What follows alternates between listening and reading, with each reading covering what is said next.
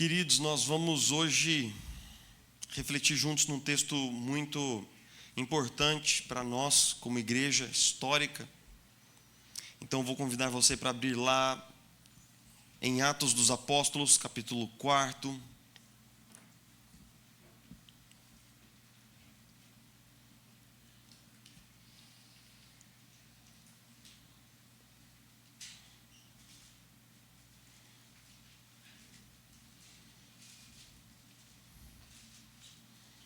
Nós vamos ler a partir do verso 1. Atos dos Apóstolos, capítulo 4, verso 1.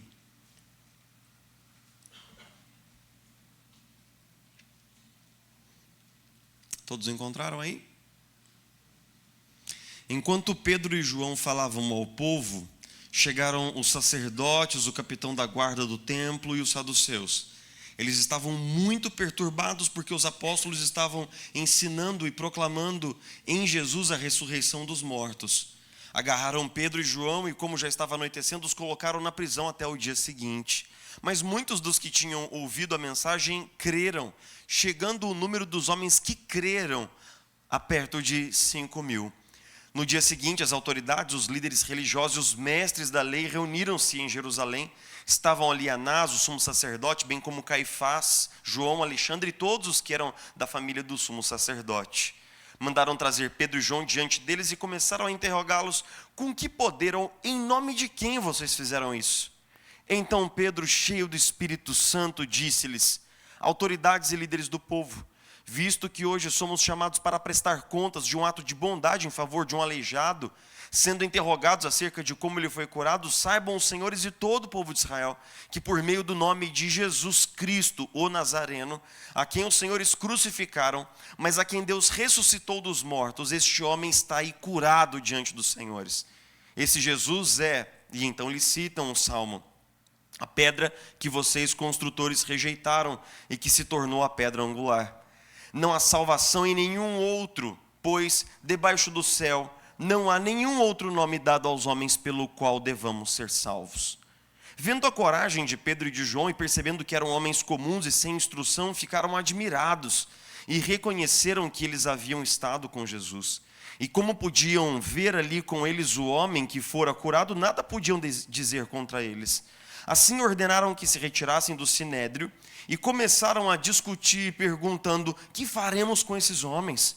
Todos os que moram em Jerusalém sabem que eles realizaram um milagre notório que não podemos negar. Todavia, para impedir que isso se espalhe ainda mais entre o povo, precisamos adverti-los de que não falem com mais ninguém sobre esse nome. Então, chamando-os novamente, ordenaram-lhes que não falassem nem ensinassem em nome de Jesus. Mas Pedro e João responderam: julguem os senhores mesmos, se é justo aos olhos de Deus obedecer aos senhores e não a Deus, pois não podemos deixar de falar do que vimos e ouvimos. Depois de mais ameaças, eles os deixaram ir. Não tinham como castigá-los, porque todo o povo estava louvando a Deus pelo que acontecera. Pois o homem que fora curado milagrosamente tinha mais de 40 anos de idade. Quando foram soltos, Pedro e João voltaram para os seus companheiros e contaram tudo que os chefes dos sacerdotes e os líderes religiosos lhes tinham dito. Ouvindo isto, levantaram juntos a voz a Deus, dizendo: ó soberano, tu fizeste os céus, a terra, o mar e tudo que neles há. Tu falaste pelo Espírito Santo por boca do teu servo, nosso pai Davi. Citam então o Salmo 2. Porque se enfurecem as nações e os povos conspiram em vão, os reis da terra se levantam e os governantes se reúnem contra o Senhor e contra o seu ungido. De fato, Herodes e Pôncio Pilatos reuniram-se com os gentios e com o povo de Israel nessa cidade para conspirar contra o teu santo servo Jesus, a quem ungiste. Fizeram o que o teu poder e a tua vontade haviam decidido de antemão que acontecesse. Agora, Senhor, considera as ameaças deles e capacita os teus servos para anunciarem a tua palavra corajosamente. Estende a tua mão para curar e realizar sinais e maravilhas por meio do nome do teu santo servo Jesus. Vamos ler todos juntos o versículo 31? Depois de orarem, tremeu o lugar em que estavam reunidos. todos ficaram cheios do Espírito Santo e anunciavam corajosamente a palavra de Deus. Mes McConnell é um pastor, um plantador de igrejas escocês, jovem, e que se sentiu chamado para plantar igrejas em lugares onde os outros pastores não gostariam nem de ir, nem de estar. Nos subúrbios mais perigosos da Escócia, onde impera o tráfico, o crime organizado, impera a venda de drogas, famílias totalmente disfuncionais e desestruturadas, convivendo com pessoas que têm todo tipo de adicção. Mes McConnell evangeliza, discipula, ama. E ele diz que de vez em quando ele está num congresso, numa conferência, então um pastor de uma região mais nobre da cidade vai lá, dá um tapa nas costas dele e diz assim: você está fazendo um bom trabalho, você está fazendo um trabalho maravilhoso de Jesus, porque você está em um lugar tão difícil. Mes McConnell escreveu um livro chamado Igrejas em Lugares Difíceis. E tem um trecho ainda no começo do livro que ele diz assim, abre aspas: quando ouço de pastores trabalhando na Europa e nos Estados Unidos em áreas confortáveis, eu fico arrepiado. Como posso pregar o evangelho numa área onde todo mundo tem um bom salário, um ótimo lugar para viver e possivelmente um carro ou dois na garagem? Como romper o orgulho intelectual dessas pessoas que acreditam que a ciência tem todas as respostas para a vida? Como você testemunha numa área onde o preço médio de uma casa está na faixa dos $400 mil? Como você conversa com alguém que não sente que precisa de Cristo, pois se encontra completamente distraído com o materialismo? Como fazer o ministério funcionar numa área cheia de bons cidadãos que não têm problemas de alcoolismo, não espancam seus filhos e não passam a tarde bêbados no sofá assistindo reality shows? Isso sim é difícil. De certa maneira, é ainda mais difícil. Eu diria que é até brutal. Uma grande coisa que nos escapa é que a igreja, historicamente, ela tem uma grande dificuldade de evangelizar em dois pontos do espectro social e intelectual. Entre os muito, muito pobres e também entre os muito, muito ricos. Mes McConnell faz uma declaração de que desenvolver o ministério cristão e evangelizar pessoas em áreas de grande afluência, de grande abundância e prosperidade e uma robusta formação intelectual é muito difícil. E a experiência prática do ministério comprova que é mesmo. O bairro do Aquários ele está aqui desde a década de 80, crescendo, lançando prédios, novos empreendimentos, e isso que tudo aqui era um campo, hoje tem aqui 14, 15 mil pessoas vivendo aqui nesse lugar. Há pouco tempo atrás não havia nenhuma igreja no Aquários, zero. Hoje, pela graça de Deus, nós temos 3 igrejas. Graças a Deus por isso. Nós temos 3 igrejas aqui dentro do bairro. Mas nós que estamos aqui, que fomos plantados aqui, nós temos que tomar consciência da missão que Deus nos colocou aqui. Não apenas no nosso bairro, mas na região aqui da nossa cidade, na nossa cidade como um todo. Então hoje nós vamos conversar sobre algumas coisas. Eu vou perguntar para você e para mim se nós estamos conscientes da missão que Deus nos deu, nos plantando aqui nesse lugar. Se você pessoalmente está consciente da missão que Deus te deu ao plantar você aonde você está, seja no seu trabalho, na sua faculdade, no seu posto de serviço, na escola, no hospital, aonde quer que Deus tenha te colocado, você tem consciência da sua missão lá. E por fim, nós temos consciência das barreiras, das muralhas que estão postas diante de nós. Esse texto é um texto fabuloso porque o texto de Atos e o texto de Lucas, eles foram escritos pelo mesmo autor. O texto de Atos mostra como Jesus, de certa forma, permanece vivo após a ressurreição por meio da igreja primitiva. E como num movimento de muitos envios, o Pai envia o Filho. Na ressurreição, o Pai e o Filho enviam o Espírito Santo sobre a igreja, em Atos capítulo 2, e essa igreja agora dinamizada e guiada pelo Espírito, é enviada pelo Espírito ao mundo em missão. Assim como o Pai envia o Filho, assim como o Pai e o Filho enviam o Espírito, assim mesmo a Trindade nos envia ao mundo em missão.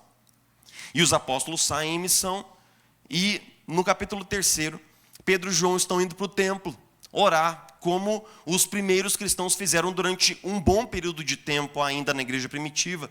E eles passaram por uma porta do templo onde estava sentado ali um coxo.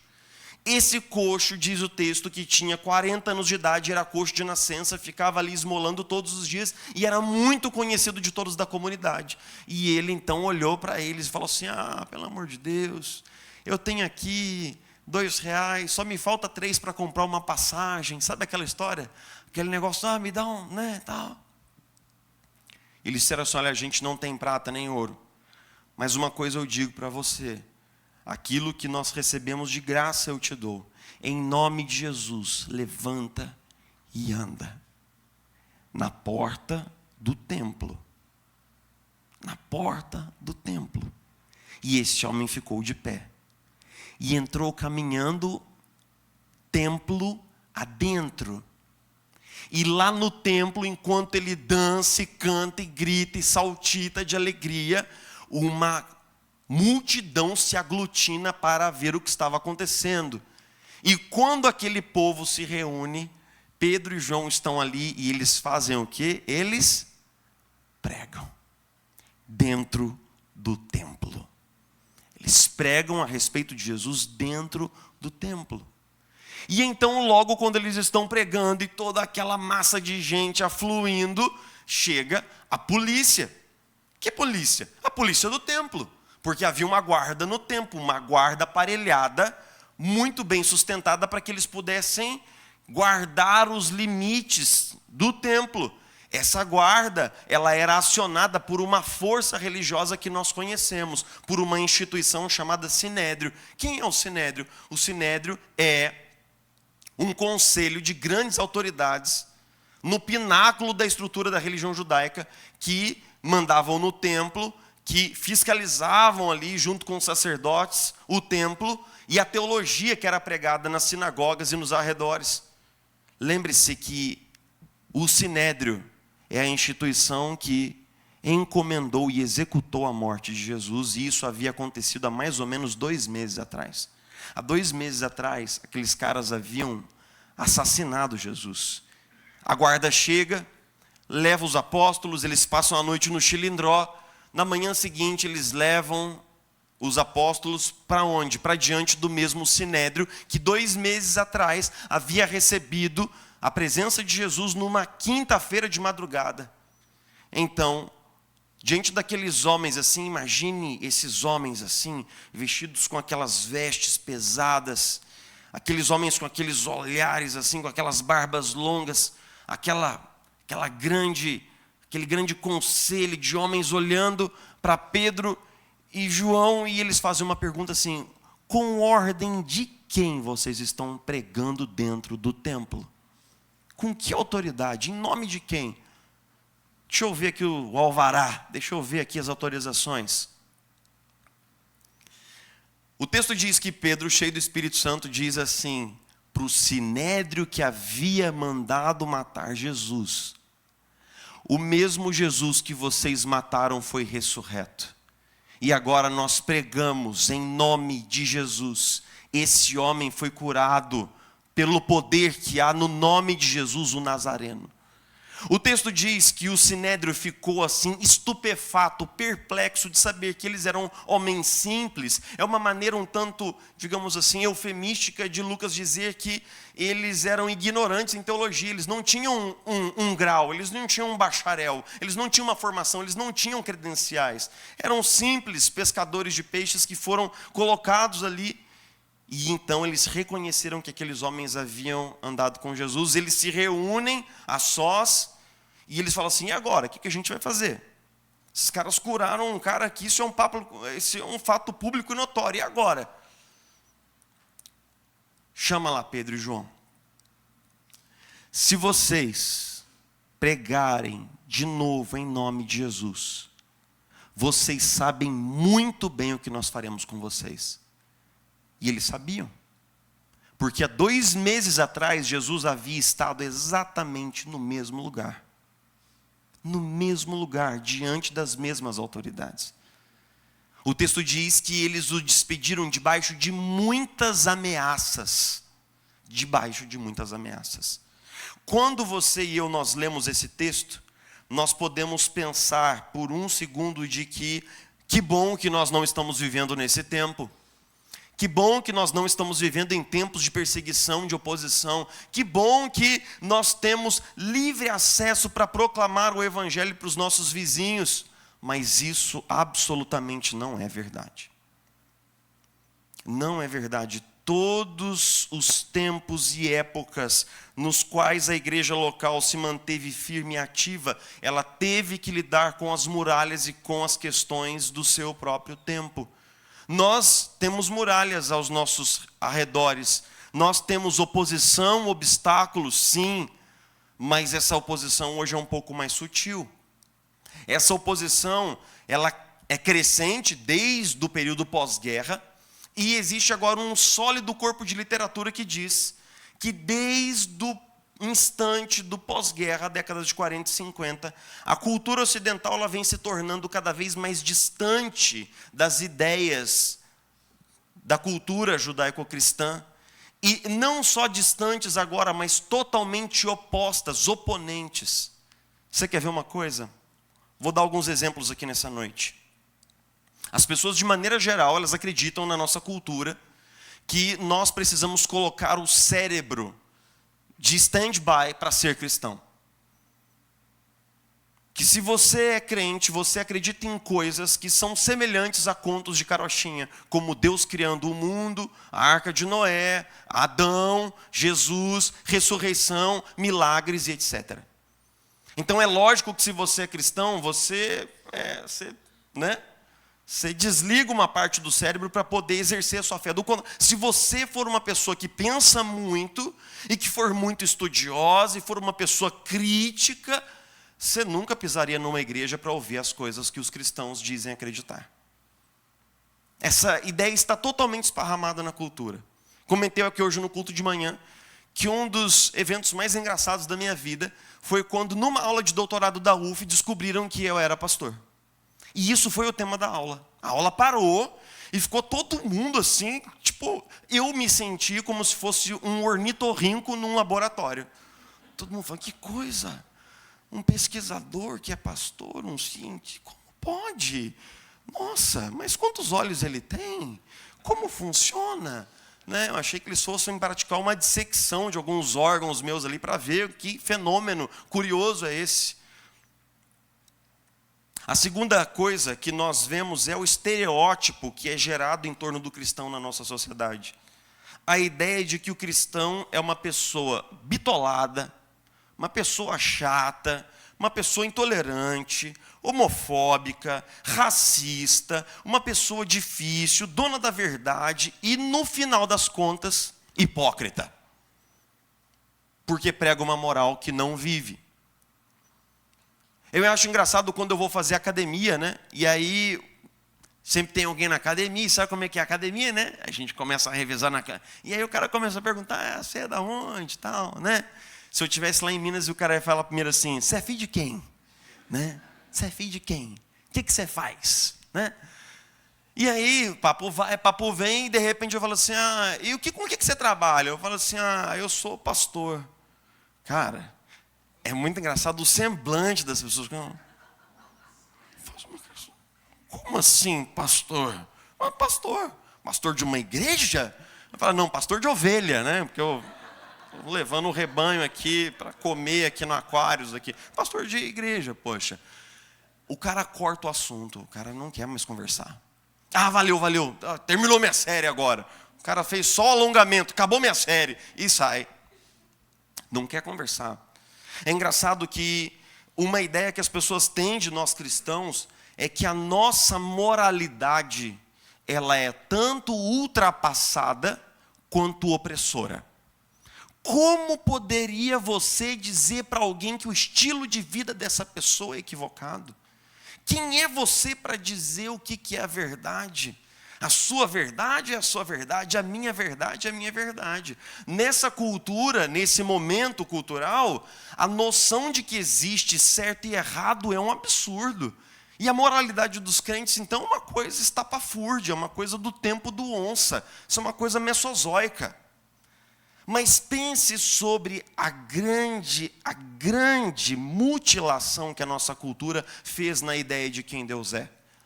Porque crer na ideia de um Deus pessoal que se revela num livro que se chama Bíblia, isso é a coisa mais cafona e brega que pode existir.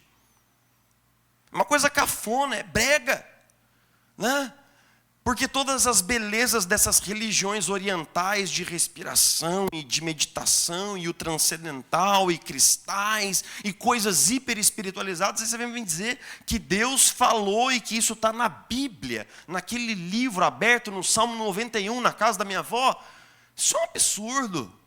Mas mais absurdo ainda é a noção dos cristãos de que Deus revelado na palavra é um Deus de justiça, santidade e um Deus moral. Isso é o cúmulo do absurdo para a nossa geração. Então o Don Carson, num livro muito interessante chamado A Intolerância da Tolerância, diz que, desde a década de 80, um movimento progressivo vem sendo feito, que é o seguinte: a nossa cultura não repeliu a noção de um Deus, mas ela fez uma coisa um tanto mais sofisticada. Ela simplesmente mutilou o rosto desse Deus, dizendo assim: nós aceitamos que Deus seja amor, e que Deus seja bondoso, e que Deus seja um cara legal, mas eu não consigo admitir a ideia de que Deus seja moral, de que Deus distingue o certo e errado, ou de que Deus envia as pessoas para o inferno. Não consigo acreditar num Deus de justiça. Então o que nós fizemos? Tudo aquilo que nós gostamos em Deus, nós deixamos lá. Mas tudo aquilo que a gente não gosta, a gente simplesmente tira. E nós formamos uma ideia de um falso Deus. Nós formamos um ídolo, aonde basicamente esse cara é a nossa avó. Porque a sua avó, independente do que você faça, vai ter sempre um beijinho, um abraço e um presente para você. O papel da avó não é educar. O papel da avó é o quê? É mimar e estragar uma criança. Então, vó, eu queria comer alguma coisa. O que é que você quer, meu filho? Nutella. Toma aqui 2 potes de Nutella. Já pega uma colher de Nutella, já enfia na boca da criança. Esse Deus pintado pela cultura é uma grande avó, é um Papai Noel, independente do que a gente fizer e de como a gente viver, o presente vai chegar no Natal. E esse é o grande perigo de nós acharmos que nós não estamos enfrentando um período de oposição, nós não estamos enfrentando um período de dificuldade, porque a nossa cultura rejeitou completamente o Deus revelado na Bíblia, criou um Deus ao seu bel prazer, ao seu gosto. E essas pessoas dizem assim: não venha falar sobre o seu Deus intolerante para mim. Não venha falar sobre o seu Deus intolerante para mim. Se Deus existe, Ele tem que ser amor. E tudo que é feito com amor, Deus aprova. Não é assim? Tudo que é feito de bom coração, por mais errado biblicamente que seja, Deus aprova. A grande questão, o grande perigo é que, como nós muitas vezes não tomamos consciência de que esse é um tipo de oposição mais sutil, velada e sofisticada, nós mesmos cristãos muitas vezes somos presos no laço dessa oposição. Então nós enfrentamos essa dificuldade. Nós enfrentamos, recentemente eu pude compartilhar durante alguns encontros o evangelho com uma pessoa. E essa pessoa, ela falava e ela expressava questões exatamente refletindo o espírito do nosso tempo. E nós uma vez tivemos um debate de 3 horas, sentado ali no Papaya. 3 horas, porque ela jamais conseguiria admitir que nós cristãos acreditamos que salvação só pode ser por meio de Jesus. Porque e todas as outras pessoas boas que praticam a sua religião. Para ela, quando nós falamos de Jesus, isso não soa gracioso, nem misericordioso. Isso soa absurdamente ofensivo, arrogante e exclusivista. Note como a cultura conseguiu transformar o maior ato de amor de Deus para conosco ao enviar seu Filho na cruz, como uma coisa hedionda, feia e exclusivista. Em que ponto nós chegamos aonde falar do amor de Deus revelado em Jesus ofende, transtorna, consome a alma dessas pessoas. E nós temos as dificuldades peculiares do nosso bairro. Bairro murado, verticalizado, de pessoas com alto poder aquisitivo, com um alto aparelho intelectual desenvolvido, pessoas muito educadas, especialistas, geralmente pessoas bem-sucedidas nos seus lugares, nos seus postos de trabalho, pessoas com muitos argumentos, obviamente, porque são pessoas muito educadas. E então Deus nos plantou aqui para ser uma igreja que ganha, conquista essas pessoas para Jesus, mas certamente nós estamos diante de uma missão muito, muito, muito difícil. Não é um fato trivial ou banal ou ocasional o fato de que o Aquários por 30 anos praticamente não teve igrejas dentro aqui do nosso entorno. As igrejas foram sendo sistematicamente repelidas, sistematicamente banidas aqui da região, e Deus nos planta aqui no meio de uma pandemia para fazer a diferença. O que eu gostaria de conversar com você hoje é que, será que nós, como IP Aquários, nós estamos conscientes dos desafios que nós temos no nosso bairro e no nosso tempo? Porque, meus irmãos, quando eu estou ali no Papaya e entra uma pessoa, que é aquela pessoa tipicamente pós-moderna no seu jeito de falar, de se portar, de se vestir e de se comunicar, eu olho para aquela pessoa e falo, cara, Jesus me colocou aqui para amar essa pessoa e para falar do amor de Deus para essa pessoa. E como eu conseguirei fazer isso? Meus irmãos, eu não sei se vocês notam, mas a diferença entre as gerações ela está ficando cada vez maior. A cada 5 anos que passa, existe uma grande mudança no paradigma cultural e uma geração vai ficando mais distante da outra. E nós temos o desafio de conduzir o bastão para a próxima geração. Mas esse desafio é muito grande. Os pais que têm filhos adolescentes aqui entendem absolutamente o que eu estou dizendo. Porque parece que o diálogo não conecta. Seu filho fala assim, mãe, como você poderia crer que só Jesus? Isso é a coisa mais estúpida e agressiva e brutal que alguém pode dizer. É assim que tem sido os diálogos entre pais e filhos muitas vezes dentro de casa. Então, nós temos muitas muralhas para transpor, nós temos muitos desafios no nosso tempo, no nosso bairro, na nossa região. Como nós podemos saltar esses obstáculos? Como nós podemos transpor os desafios do nosso tempo no poder do Evangelho? Eu gostaria de destacar 3 coisas, mas todas as 3 coisas, elas estão imbuídas de um espírito de coragem. Eu vou destacar 3 coisas, mas antes, pense em como os apóstolos, eles foram muito corajosos. Em primeiro lugar, porque curar um homem na porta do templo já era um lugar difícil, um lugar crítico, porque o templo é o centro geográfico da religiosidade judaica. Ao curar aquele homem no templo, eles sabiam que eles estavam colocando a mão no vespeiro, mas eles fizeram mesmo assim. Quando eles entraram no templo, eles começaram a pregar dentro do templo, eles sabiam que isso era perigoso, e eles fizeram mesmo assim. E quando eles estavam diante do sinédrio, eles pregaram para o próprio sinédrio, eles sabiam que isso era perigoso, e eles fizeram mesmo assim. Se tem uma coisa que a igreja primitiva tinha de sobra, era coragem para enfrentar as barreiras do seu tempo. Coragem que muitas vezes nos falta, infelizmente. Coragem que muitas vezes nos falta. Mas tem 3 coisas que eu gostaria de destacar com você no texto. Coloque seus olhos comigo no versículo 19. Pedro e João responderam, julguem os senhores mesmos se é justo aos olhos de Deus obedecer aos senhores e não a Deus. Isso é um eco de uma história da Bíblia que nós conhecemos, quando os amigos de Daniel foram confrontados e foram impelidos a se ajoelhar diante de uma estátua do imperador e prestar culto a ela. E eles falaram assim, não vamos fazer. E o imperador disse, então vou jogar vocês numa fornalha acesa. E eles disseram, pode jogar. E se Deus nos socorrer, joia, bacana, mas se Deus não nos socorrer também, é isso daí, é o que tem para hoje. Mas nós não vamos nos curvar.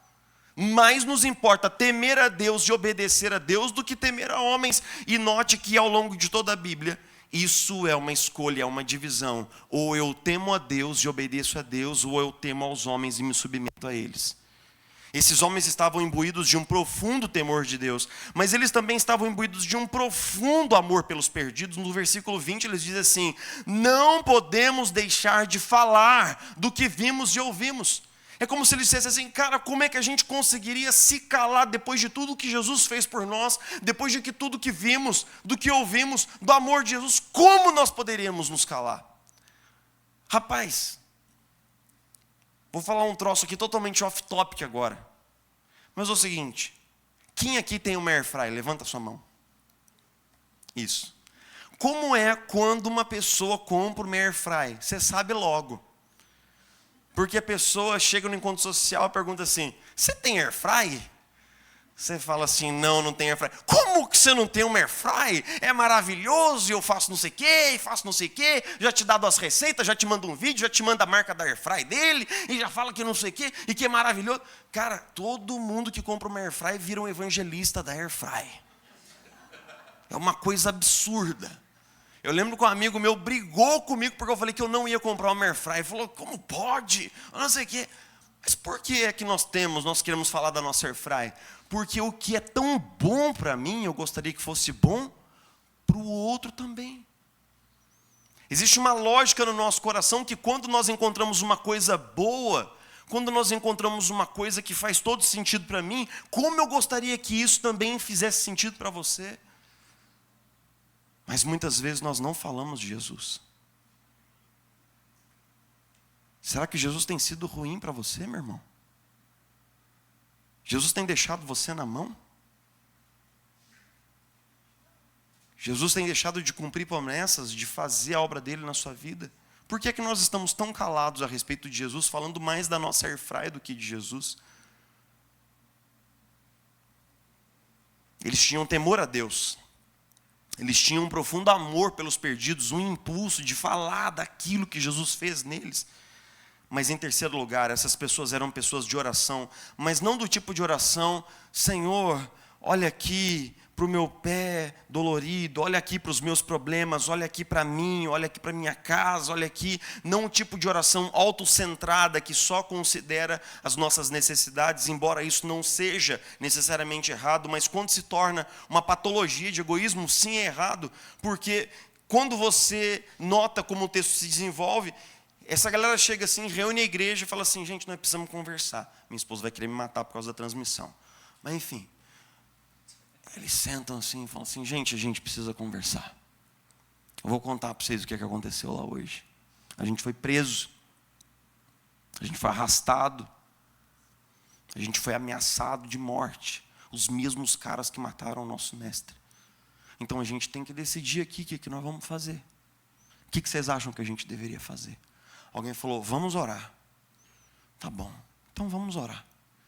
E esses caras oram. Eles oram assim: ah, Senhor, coitado de nós. Coitadinho da gente. Como é que você deixou isso acontecer? Como é que você deixou que prendessem os caras lá fazendo bem? Nossa, coitado. Deus tem misericórdia. É assim que esse povo ora? Eles não oram com coitadismo. Eles não oram com vitimismo.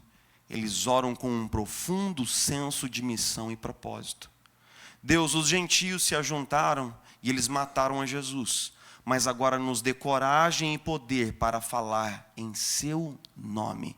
E o texto finaliza com um trecho que é conhecido: tremeu o lugar onde eles estavam, todos ficaram cheios do Espírito Santo e proclamavam corajosamente a palavra de Deus. Onde é que nós já ouvimos esse negócio de tremer o lugar e ficaram cheios do Espírito Santo? Atos capítulo 2, quando o Espírito vem pela primeira vez sobre a igreja. A igreja ali diante da oposição, ela recebeu uma infusão de poder do alto, uma infusão de graça, um derramamento da presença de Deus. Ela recebeu um poder dinamitante de Deus para que ela pudesse fazer a missão, e de fato ela fez. Eu quero concluir dizendo o seguinte: nós estamos diante de grandes muralhas, e o ano de 2024, o tema, uma fé que salta muralhas, não é apenas porque nós cremos que Deus te dá o tipo de fé que você transpõe obstáculos pessoais e individuais. mas uma fé que salta muralhas para que nós possamos alcançar essas pessoas que estão aqui dentro desses condomínios e que precisam ouvir falar de Jesus. Meus irmãos, seria um absurdo se nós ficássemos muitos anos aqui e descobríssemos no enterro que alguém aqui pertinho de nós morreu sem nunca ouvir uma exposição clara do Evangelho. Nós temos que transpor essas muralhas. Nós temos que alcançar essas pessoas. Nós temos que ter pelo menos a oportunidade de compartilhar de quem Jesus é e do que Jesus fez por elas. Nós precisamos fazer isso. Isso é a nossa missão. Mas como nós faremos isso? Como esse texto pode ser aplicado para a nossa realidade na prática? Vou falar sobre algumas coisas aqui para encerrar. A primeira coisa é o seguinte: nós precisamos estar firmes na palavra ou nós seremos engolidos pela cultura. Você que está na faculdade, você que está na universidade, você que está no trabalho, você que está convivendo com não cristãos, deixa eu te perguntar, você influencia os seus amigos ou eles te influenciam? Jesus disse assim que se o sal perder o seu sabor, ele se torna o quê? Inútil. E ele é jogado fora e lançado pelos homens, pisado pelos homens. Jesus está falando sobre o sal que perde o sabor. De crentes que estão aqui no domingo, mas que na segunda-feira eles se misturam, se amoldam, são influenciados, negociam seus valores, negociam suas crenças, negociam sua prática. Então cuidado para não ser arrastado, meu irmão. Especialmente nesse tempo desse papinho coach nos púlpitos das igrejas, onde é tão gostoso, porque a gente vai para a igreja, é 50 minutos, lógico que não é 50 minutos, é uns 20 minutos de palavra, e tudo que você ouve é assim: você é lindo, Jesus te ama, você é o ponto fraco de Deus, você é maravilhoso, você não tem problema, Jesus te ama, seu estilo de vida também não tem problema. Não se fala sobre pecado, não se fala sobre arrependimento, não se fala sobre quebrantamento, não se fala sobre caráter, sobre mudança de vida, não se fala sobre nada. Se fala só que Jesus ama e que você é lindo. Olha aqui para o Tadeu para você ver. Ó. Esse cara foi o leãozinho da propaganda da Parmalat. Você olha no Tadeu, você acha que ele é um cara que não é lindo, fofo? Você acha que esse cara é pecador? Lógico que não, você é lindo, Tadeu. Quando esse olho azul seu me olha, eu tenho certeza de que você é o ponto fraco do coração de Deus. Bobagem pura. Bobagem pura. Puríssima autoajuda. Puríssimo papinho para que as pessoas fiquem ali entretidas anos e anos com aquela sopa insossa de teologia. Pessoas subnutridas na fé, que não conhecem nada de Bíblia.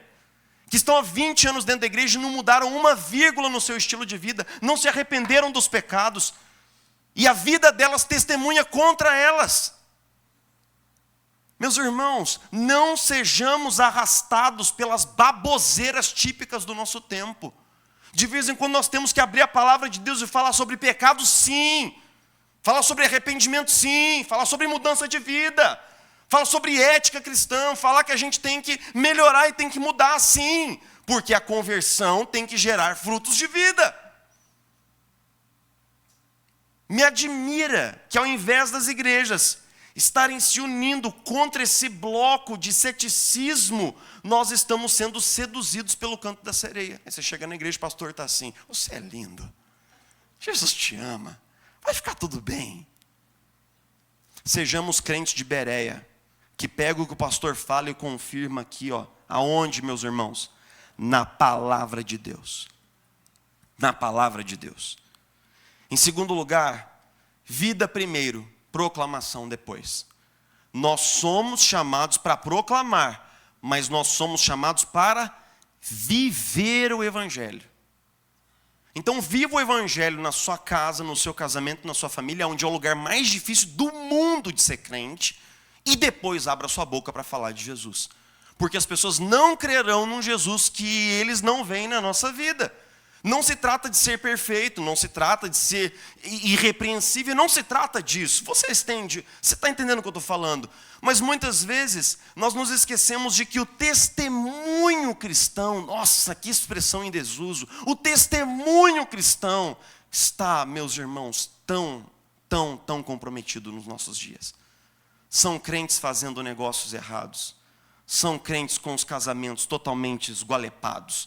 São famílias de crentes que perderam-se os valores, perderam-se a ética, perdeu-se tudo. E por fim, em terceiro lugar, não tenha medo de falar de Jesus. O que será que seu colega de trabalho que vem falando com você sobre as dificuldades do casamento dele vai pensar de você se você convidar ele um dia para um encontro de casais? O que vai ser daquela pessoa que tem tido lutas com a depressão? O que eles vão pensar de você na empresa se você falar da esperança que você tem em Cristo? Meus irmãos, pode ser o melhor ou pode ser o pior, mas eu não acredito que nós vamos proteger a nós mesmos e deixar uma alma ir para o inferno. Eu não acredito que nós vamos nos proteger, a nossa reputação, para que nós não sejamos... É lógico que pode dar ruim. É lógico que você pode se tornar o alvo de uma série de comportamentos indesejáveis. Mas nós estamos com medo e nós não podemos ter. Jesus também enfrentou suas próprias muralhas. Jesus também teve os próprios desafios que estavam no caminho da sua missão. Um dos textos mais subestimados de todos os tempos pela igreja histórica é o texto no qual Jesus, instantes antes de ser preso e levado diante do Sinédrio, Jesus se reúne com os seus discípulos após a última ceia, num jardim. E Jesus vai com seus 3 amigos mais íntimos e depois ele caminha mais um trecho sozinho e lá ele faz uma oração que nós jamais conseguiremos entender quão grave, profunda, soturna e sombria é essa oração. Pai, se possível, afaste de mim esse cálice. Do que é que Jesus está falando quando ele fala sobre o cálice? O cálice ao qual Jesus faz menção, Dom Carson nos ajuda a lembrar que todas as vezes que os profetas falavam da ira de Deus, eles falavam da ira de Deus num cálice fervente de ira sendo derramado sobre as nações inimigas do povo de Deus. Em Jeremias, em Isaías, Abacuque, nos Salmos, em Lamentações, um cálice cheio da ira de Deus derramado sobre os inimigos de Deus. E essa figura reaparece em Apocalipse. Em Apocalipse, Deus derrama 7 cálices cheios de ira nos últimos tempos contra a humanidade em rebelião. O cálice é uma figura de juízo, de julgamento e de condenação sobre os pecados. E por que é que Jesus pede que se passe dele o cálice, se for possível? Porque Jesus sabia que no instante em que todos os nossos pecados fossem alocados sobre Jesus, Jesus atrairia sobre si mesmo a ira fulminante da justiça de Deus. Na cruz, Jesus é julgado, condenado e morto pelo meu e pelo seu pecado. Era isso que Jesus temia.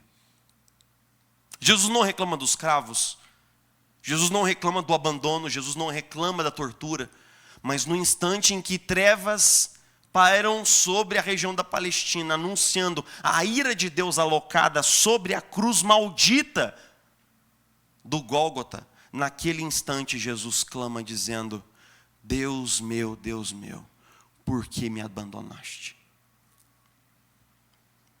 Jesus saltou a muralha do obstáculo que estava diante dele por amor a mim, por amor a você. E nós o que temos feito? E eu quero contar uma última história. Um dia eu estava lá na UF, na biblioteca, lendo um texto técnico que meu professor havia dado, esperando uma orientação. E então um aluno que estava ali, um outro pesquisador que estava à minha frente na carreira acadêmica, um senhor já de mais ou menos uns 55 anos de idade, estava comigo mais ou menos no mesmo local. E estávamos silentes, lendo. Em determinado momento, ele quebrou o silêncio. Falou assim: Jefferson, pois não, deixa eu te perguntar uma coisa. É verdade que você é pastor? Não é verdade, é? Eu falei assim: é. Ele falou: é mesmo? Eu falei: é. Mas no que vocês acreditam? Essa foi a frase que ele usou. Tipo assim, cara, me explica, isso me parece tão chocante que me explica um pouco no que vocês acreditam. Né? E ali eu soube que eu tinha uma oportunidade, uma janela, uma oportunidade. Uma oportunidade pela qual eu havia orado tanto tempo e havia chegado. Eu orei e falei, Deus, me dá sabedoria agora para que eu fale alguma coisa, qualquer coisa, porque eu absolutamente não sei o que falar. E aí eu disse assim para ele. E aí você pode me ajudar a pensar se foi uma boa coisa de ser dita naquele instante. Eu falei assim, nós acreditamos em muitas coisas muito loucas. Aí ele ficou olhando assim, como assim? Eu falei assim, cara, por exemplo, deixa eu te dar um exemplo só. Nós temos uma noção de salvação que é diferente de todas as outras religiões catalogadas da humanidade. Ele, é mesmo? Eu falei, é. Porque todas as outras religiões, elas acreditam que você faz o bem, você faz o bem, você faz o bem, você faz o bem, você vai fazendo o bem, e se você acumular um número de bens o bastante, e se você mitigar o mal o bastante na sua própria vida, você se une a um bem final lá no final, que em algumas religiões é uma espécie de uma fusão com uma energia, na nossa teologia chamada de salvação. Então, para todas as religiões você faz o bem, você faz o bem, você faz o bem e você obtém o bem.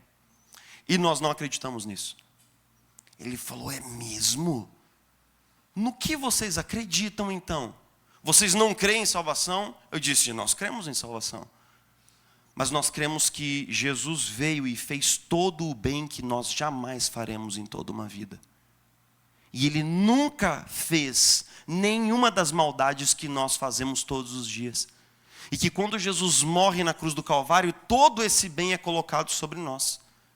Nós somos salvos, não pelo que fazemos, mas pelo que Jesus fez. Nós cremos numa salvação pela graça. Ele ficou olhando para mim assim, com uma cara assim, estatelado, com os dois olhos em mim. Ele falou assim, é sério? Eu falei, é sério, nós cremos numa salvação pela graça. Ele falou assim, eu nunca ouvi coisa tão louca em toda a minha vida. Eu falei, que bom. Pensa um pouco sobre isso. Em algum momento a gente pode conversar sobre isso. Eu quero te dizer o seguinte. Você não precisa ser pastor, você não precisa ser teólogo. Nós só precisamos ser cristãos, que entendemos que Deus nos colocou aqui e ali, para que ali e aqui nós fôssemos sal e luz. Nós, como igreja, estamos diante de grandes desafios. Mas eu quero dizer para você, nós não temos medo. Nós não temos medo de anunciar a verdade da palavra. Nós não temos medo de falar de Jesus. Nós não temos medo de falar de pecado. Nós sabemos que é o Espírito Santo que aplica essas verdades no coração daqueles que ouvem a palavra. Nosso trabalho é sermos fiéis diante da nossa geração. Que Deus nos ajude, que Deus nos sustenta. Senhor Jesus, nós oramos pedindo que o Senhor nos dê uma grande dose de coragem em nossos dias, para que nós possamos compartilhar aquilo que temos visto e ouvido da sua parte com os nossos vizinhos e amigos. Todos os dias, Senhor, o Senhor nos envia para o nosso campo missionário. Pessoas vivendo com depressão, casamentos à beira de um colapso, famílias sofrendo, adolescentes, Senhor, atentando às vezes contra a própria vida. E o Senhor nos coloca na vida dessas pessoas para que nós possamos fazer a diferença, para que nós possamos ser diferentes, para que nós possamos, Senhor, exibir ali os frutos da vida de Cristo vivendo em nós. Então, Senhor, nos fortalece, nos ampara. Nós precisamos de uma graça especial porque temos vivido tempos tão sombrios. Como igreja de Cristo, nós estamos sendo acuados, nós estamos sendo acossados, nós estamos sendo perseguidos de forma explícita e implícita em diversos fóruns da nossa sociedade, da vida pública. Mas nós queremos dizer, Senhor, com todas as palavras, que não temos medo, que o Senhor nos colocou aqui com uma missão em que nós haveremos de cumpri-la no poder do Espírito Santo. Senhor, nos capacita. Nos capacita. Nós precisamos de Ti, nós precisamos da Tua graça.